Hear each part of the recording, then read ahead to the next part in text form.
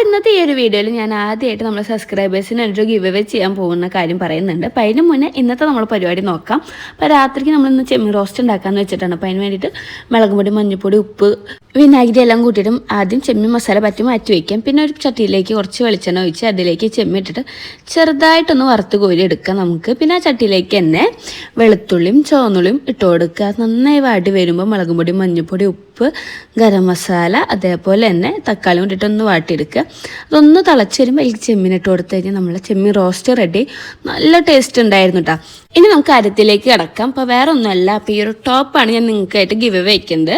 അപ്പോൾ ഇതിന് വേണ്ടി ചെയ്യേണ്ടത്, നമ്മൾ സബ്സ്ക്രൈബ് ചെയ്യാത്തവരാണെങ്കിൽ സബ്സ്ക്രൈബ് ചെയ്യുക, അതേപോലെ നിങ്ങൾക്ക് ഇഷ്ടമുള്ളൊരു കമൻറ്റ് ഇടുക. അപ്പോൾ അതിൽ ഒരാളെയാണ് നമ്മൾ ഈ പ്രാവശ്യം സെലക്ട് ചെയ്യുന്നത്. എനിക്ക് സത്യം പറഞ്ഞാൽ ഗിവ് അവേ കുറിച്ചിട്ട് ഒരു ഐഡിയയും ഇല്ല.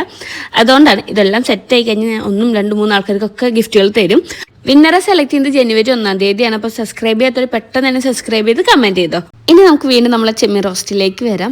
എനിക്ക് എന്ത് ഫുഡ് ഉണ്ടാക്കിയാലും ആ ചട്ടിയിൽ ചൂടോടൊക്കെ കുറച്ച് ചോറ് ഇട്ടിട്ട് കഴിക്കുമ്പോൾ ഭയങ്കര ഇഷ്ടമാണ് കേട്ടോ. ഒരു ടേസ്റ്റ് പറഞ്ഞറിയിക്കാൻ പറ്റില്ല, ഭയങ്കര ടേസ്റ്റ്. അതെന്താ ഇങ്ങനെയെന്ന് എനിക്ക് അറിയില്ല.